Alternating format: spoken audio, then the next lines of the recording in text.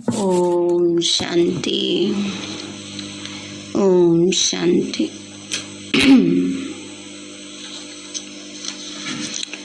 आज प्यारे बाबा के 22 तारीख के महावाक्य हैं। आज बाबा ने हम बच्चों को समर्पित बुद्धि बनने के ऊपर अटेंशन दिलाया है। जितना समर्पण भाव हमारे अंदर आता है उतनी अवस्था अच्छी बनती जाती है।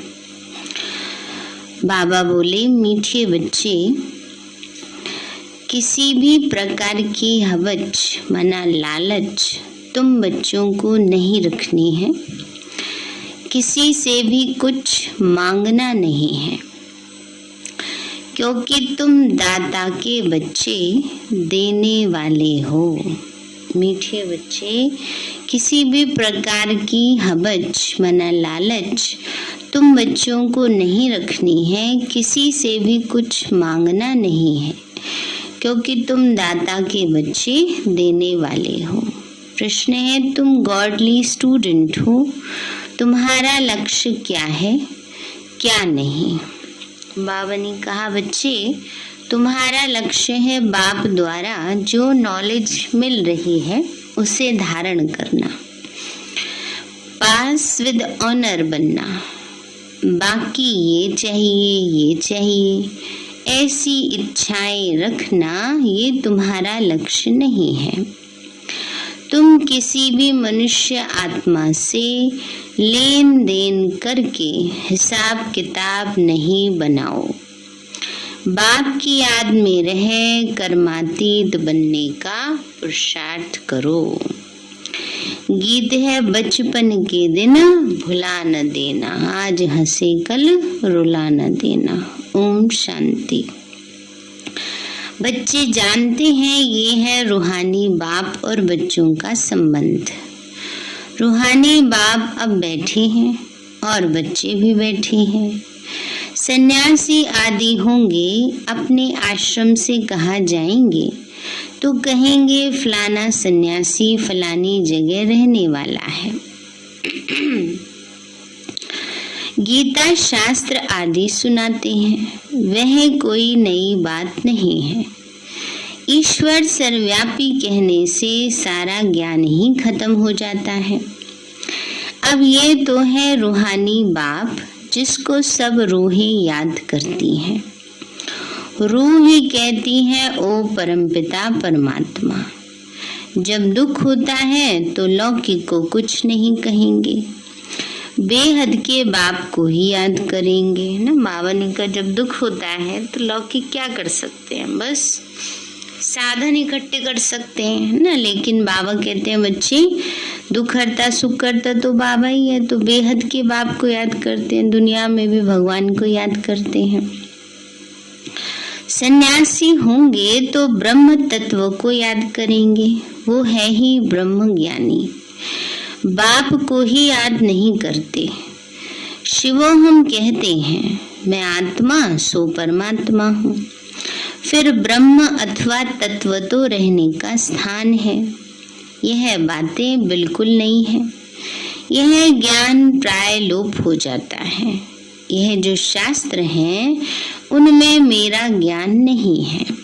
मेरा ज्ञान न होने के कारण जब तुम किसी को समझाते हो तो कहते हैं ये तो नई बात है, ये तो हमने कभी सुनी ही नहीं, बिन देवी भगवान होता है क्या, है ना। तो बाबा कहते हैं, ऐसी ऐसी बातें बताते हो तो उन्हें नया लगता है।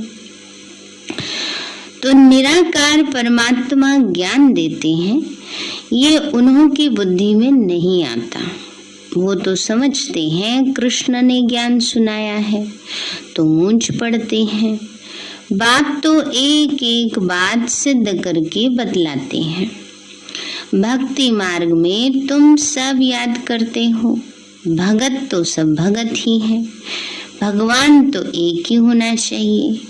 सर्व में भगवान समझने से सभी को पूजने लग जाते हैं। पहले अव्यभिचारी एक शिव की भक्ति होती है, परंतु ज्ञान नहीं रहता कि वह क्या करके गए, कब आए हैं, ये भी नहीं जानते, परंतु वो है सतो प्रधान भक्ति। पूजा उसकी होती है जिसको सुख मिलता है। लक्ष्मी नारायण के राज्य में भी अपार सुख था। वह स्वर्ग के देवताएं थे। लक्ष्मी नारायण को सतयुग का पहला महाराजा महारानी मानते हैं, परंतु सतयुग की आयु नहीं जानते।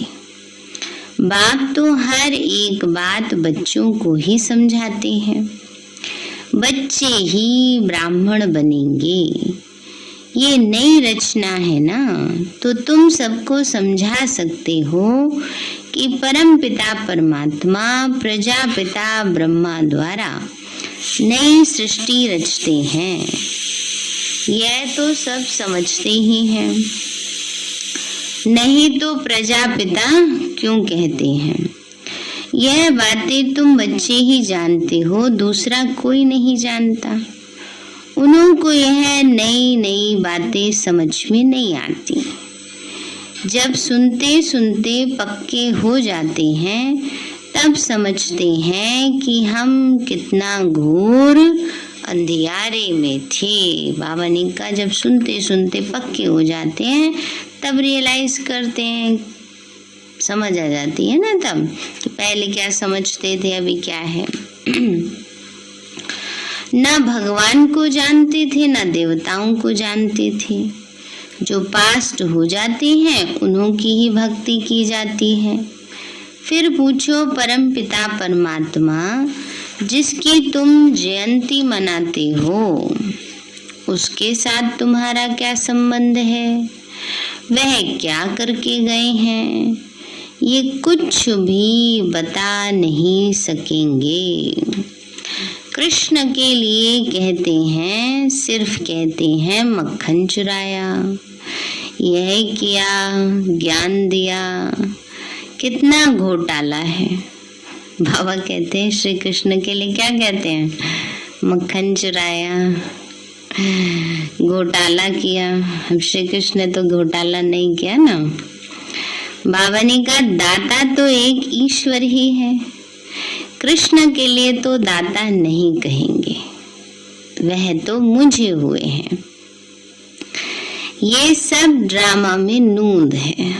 बाप कितना अच्छी रीति समझाते हैं।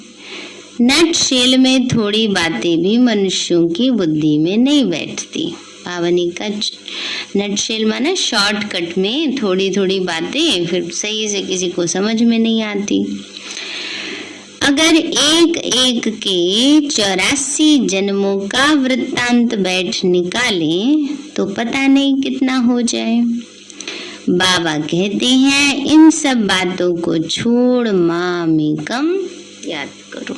बाबा ने कहा, अगर एक एक के 84 जन्मों का हिसाब निकाला जाए तो कितने शास्त्र बन जाएं। इसलिए बाबा कहते हैं, बच्चे अब ये सब बातें छोड़ो, बस मुझे याद करो।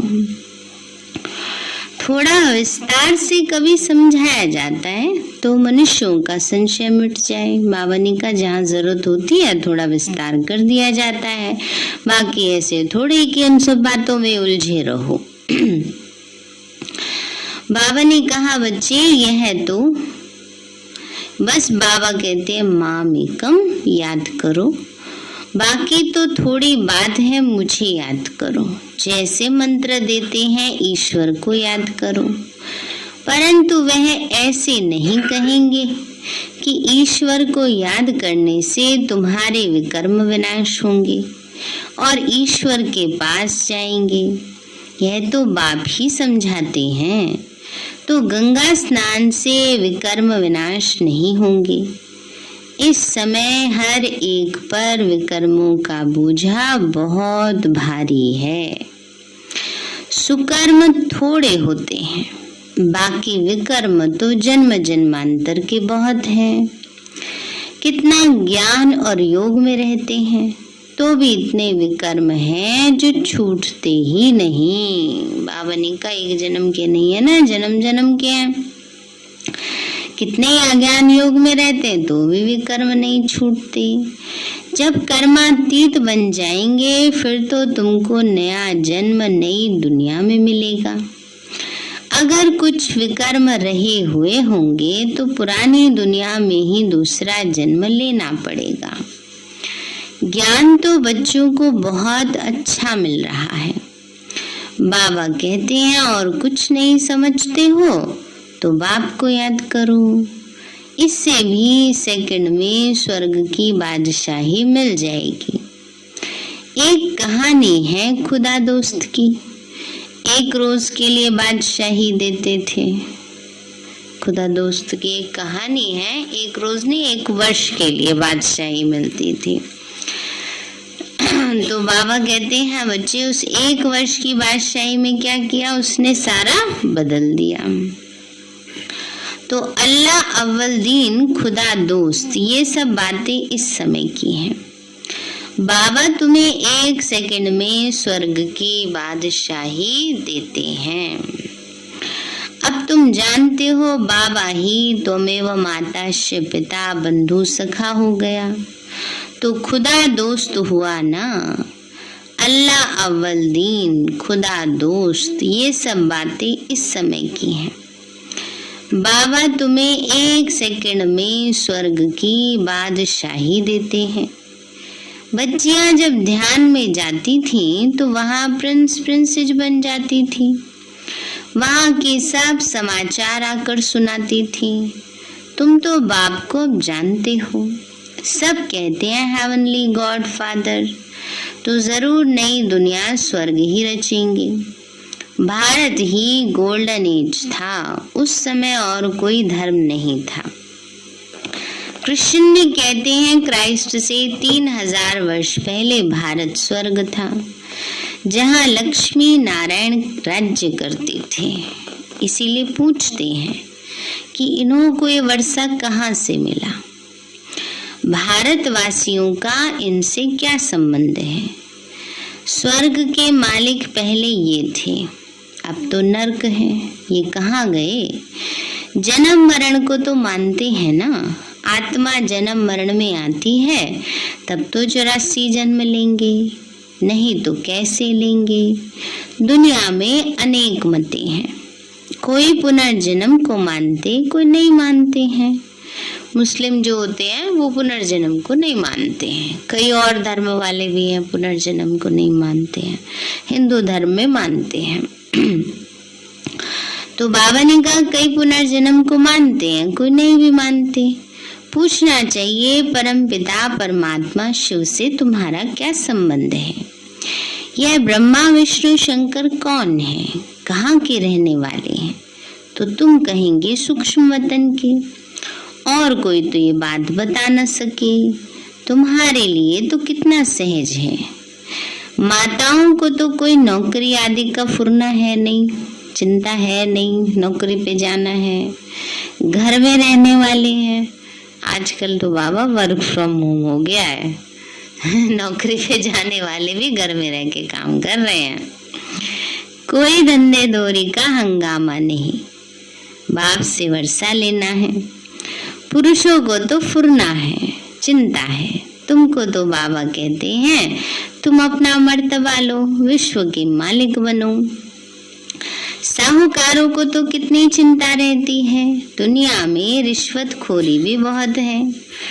तुमको रिश्वत लेने की कोई दरकार ही नहीं, न लेने की ना देने की ना। बाबा की याद से काम कराने हैं।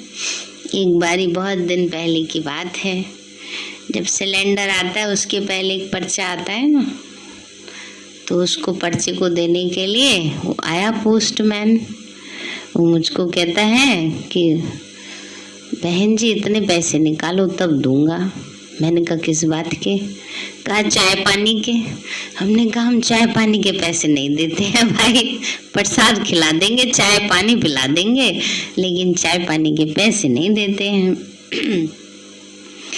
तो बाबा कहते हैं बच्चे, तो इसलिए बाबा ने कहा रिश्वतखोरी बहुत है। दुनिया में तो रिश्वतखोरी बहुत है। तुमको रिश्वत लेने की कोई दरकार नहीं, वह तो व्यापारियों का काम है। तुम इनसे छूटे हुए हो, फिर भी माया ऐसी है जो चोटी से पकड़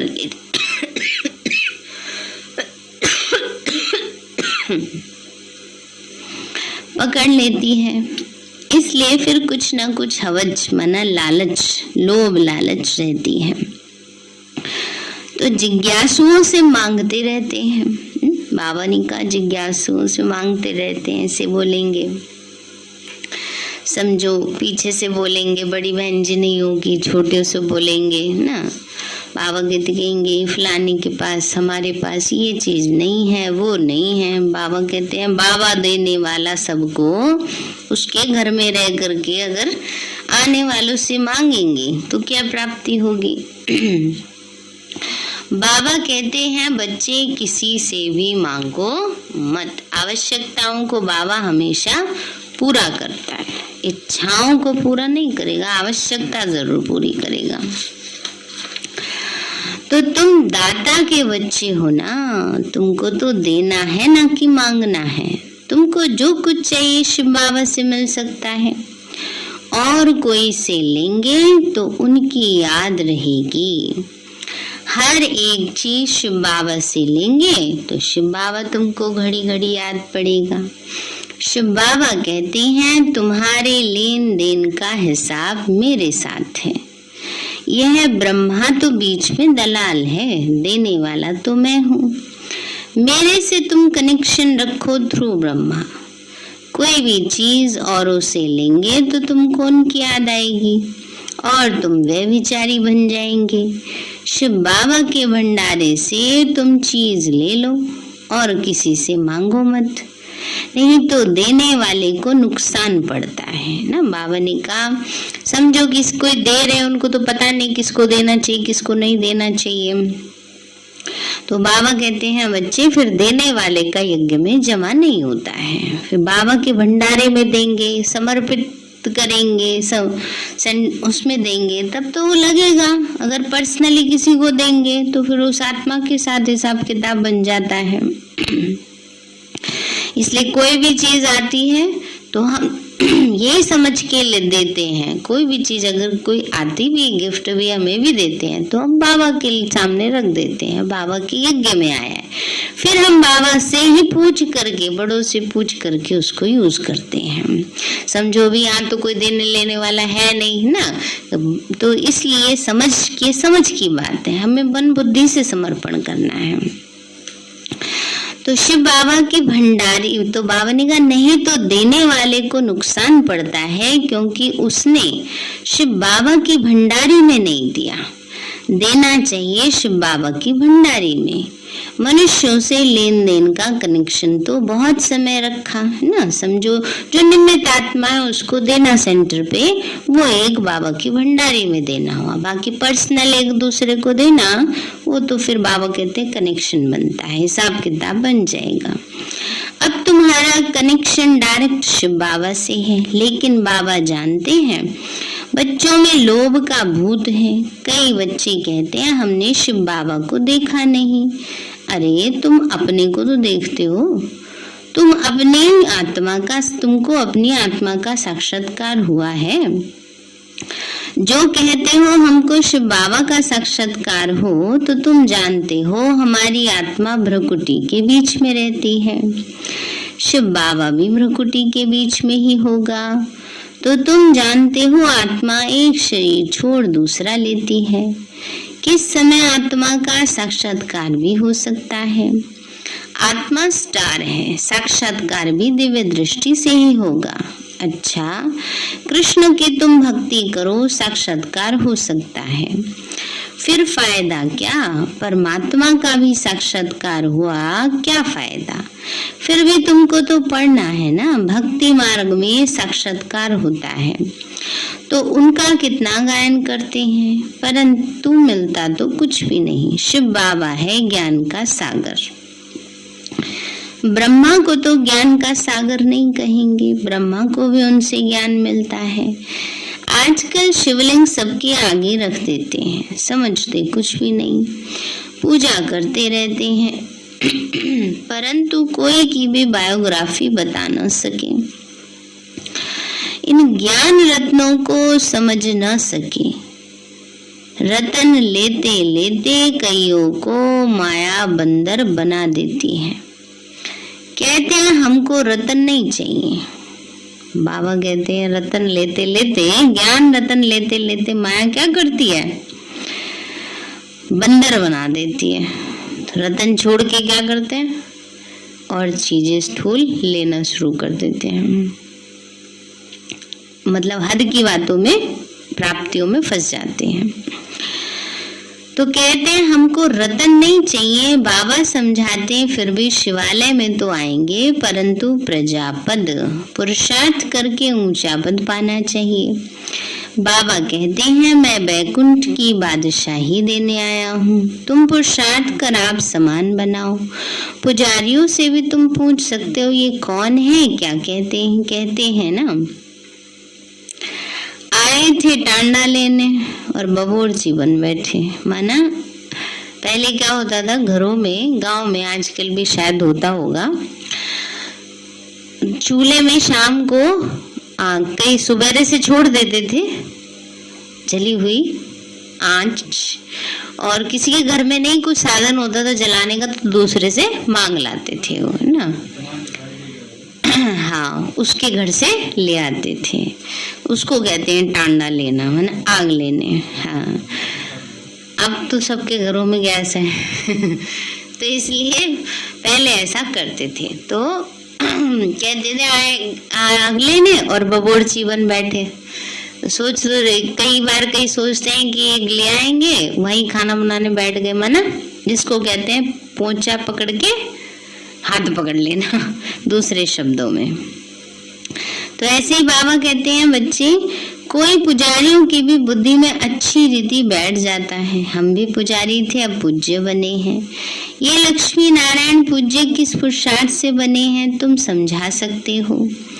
बाबा कहते हैं जहाँ मेरे भगत हैं उनको समझाओ। भगत होंगे शिव के मंदिर में, लक्ष्मी नारायण के मंदिर में, जगदम्बा के मंदिर में जाओ।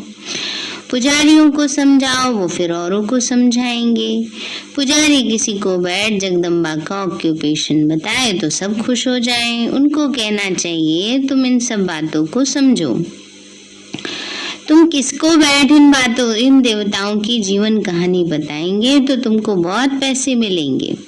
यह भी समझा वही सकते हैं जो देही अभिमानी है। देही अभिमानी को तो सारा दिन ये चाहिए ये लालच रहता है, हवच रहती है। स्टूडेंट को तो नॉलेज की हवच होनी चाहिए, तो मैं पास विद ऑनर हो जाऊं। ये है पढ़ाई का लक्ष्य। ड्रामा के राज को भी समझना है। ड्रामा कोई लंबा नहीं है, परंतु शास्त्रों में इतनी आयु लंबी लिख दी है, तो यह सब बुद्धि में आना चाहिए। सर्विस तो बहुत है, कोई करके तो दिखाए। बाप से कोई कृपा थोड़ी मांगी जाती है। कहते हैं भगवान बच्चा दो तो कुल वृद्धि होगी। अरे बाप तो अपने कुल की वृद्धि कर रहे हैं। इस समय फिर देवता कुल की वृद्धि हो रही है ना, ज्ञान दान देकर। अब ईश्वरीय कुल की वृद्धि होती है, तुम भी ईश्वरीय संतान हो। तो बाप समझाते हैं ये सब इच्छाएं छोड़ एक बाप को याद करो। बंधन आदि हैं, ये सब कर्म का हिसाब है। बाबा को देखो कितना बंधन है, कितने बच्चों के ख्यालात रहते हैं, कितनी खिटपिट होती है, कितना निंदा करते हैं। बाबा कहते हैं बाबा को देखो कितना ख्याल चलता है, बच्चे निंदा भी करते हैं, डिससर्विस भी करते हैं। डिससर्विस करना सहज है, सर्विस करना मुश्किल है। एक खराब होता है तो 10-20 को खराब कर देता है। बाबा कहते हैं एक खराब होता है तो 10-20 को खराब करने के निमित्त बन जाते हैं। अपने फालतू के संकल्प चलाएंगे बुद्धि में और उसकी वजह से बाबा को छोड़ देंगे, फिर औरों की भी बुद्धि में वो सब भरते रहेंगे। तो अपना ही अकल्याण नहीं किया, औरों का भी अकल्याण किया, फिर औरों का जिनका किया उसका भी बोझा उस आत्मा पर आएगा। बाकी 5-8 निकलते बड़ी मेहनत से।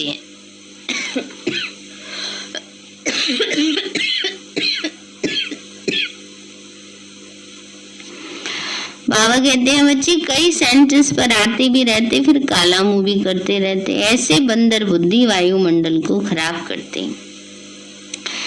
ऐसों को तुम बिठाते क्यों? काला मुंह किया तो उसका असर बहुत समय चलता, रजिस्टर से मालूम चल जाता है। 4-5 वर्ष आकर फिर आना बंद कर दिया। बाबा समझाते हैं ऐसा करने से तुम राजाई पद नहीं पा सकेंगे।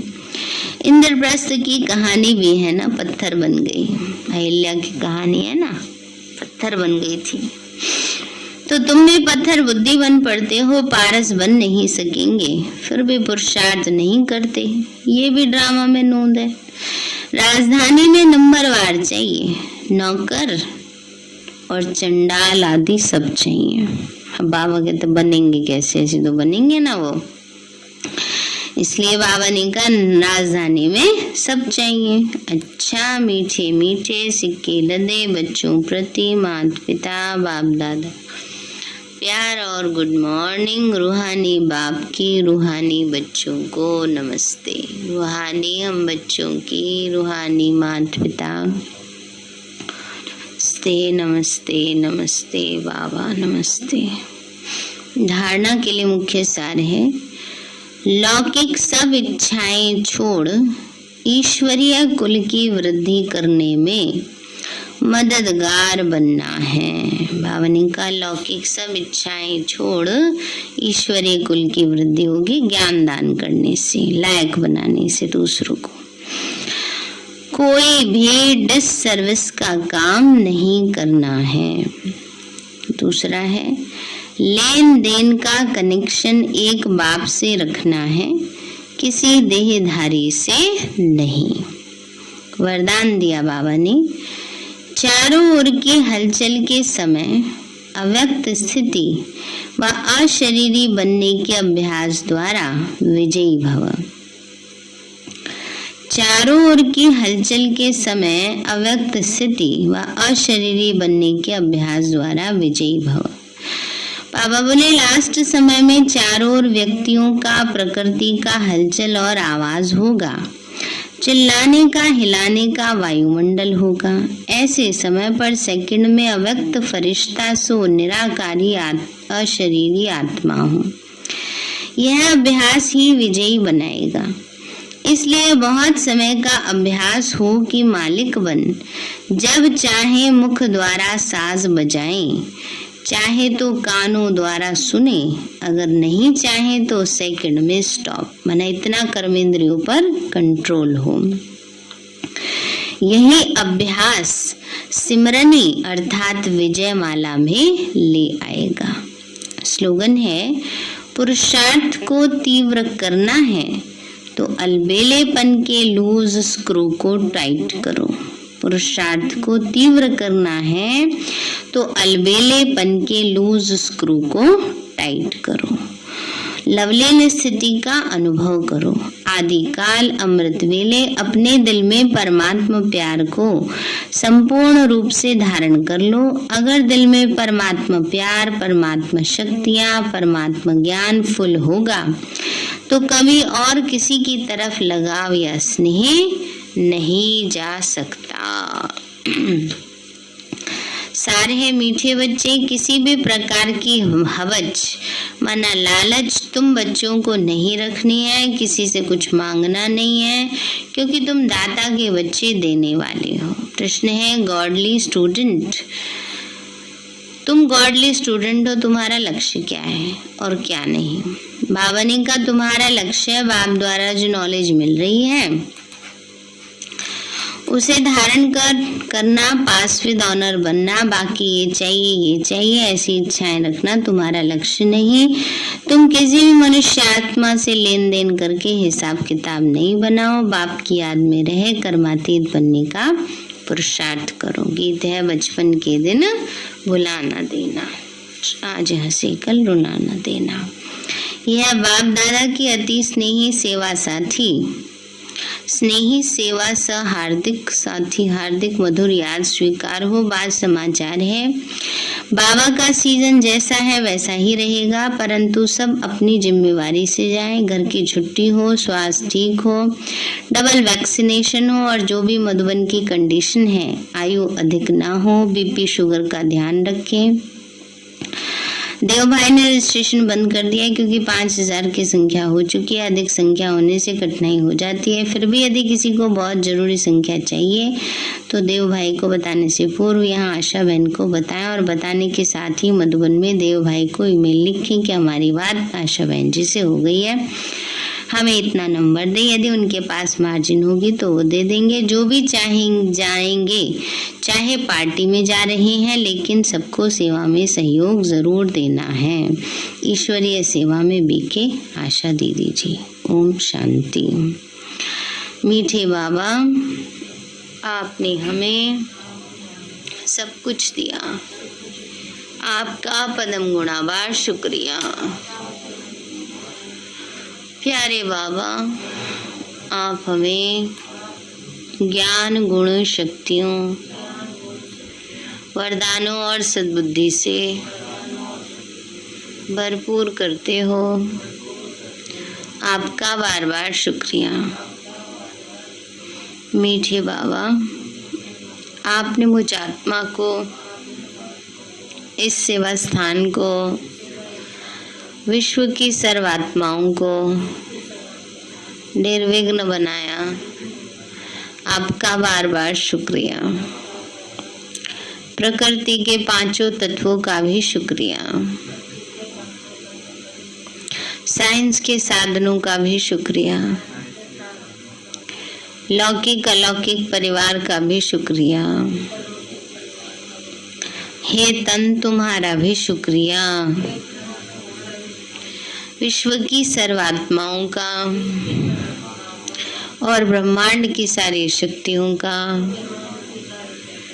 सब प्रकार का सहयोग देने के लिए शुक्रिया। मीठे बाबा, मुझ आत्मा ने जाने अनजाने में जिन भी आत्माओं को मनसा वाचा कर्मणा दुख दिया है, मैं उन सभी से क्षमा चाहती हूँ। मुझे क्षमादान दिलाओ। और जिन आत्माओं ने मुझे दुख दिया है, विघ्न रूप बने हैं, मैं उन सभी को दिल से क्षमा करती हूँ। सबका कल्याण हो, सबको सुख शांति सद्बुद्धि मिले और बाबा के सेंटर की सेवाएं खूब बढ़ती जाए।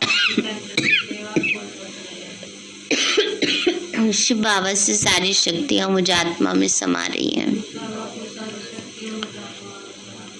पूरे शरीर में फैल रही हैं, पूरे घर में फैल रही हैं, पूरे देश पूरी दुनिया में फैल रही हैं। सब प्रकार के वायरस नष्ट होते जा रहे हैं। मैं आत्मा परम धाम में चमकती हुई मणि हूँ। सतयुग में पावन देवताई शरीर में पहले नंबर जन्म में रॉयल फैमिली में हूँ। मैं अष्टभुजाधारी देवी दुर्गा हूँ। विघ्न विनाशक गणेश हूँ। मैं बाबा की छत्र छाया में पलने वाली सर्वश्रेष्ठ ब्राह्मण आत्मा हूँ। मैं फरिश्ता हूँ। मेरे साथ सब कुछ बहुत अच्छा होगा। मेरे साथ सब कुछ बहुत अच्छा होगा। मेरे साथ सब कुछ बहुत अच्छा होगा। वाह रे मैं, वाह मेरा श्रेष्ठ भाग्य, वाह बाबा।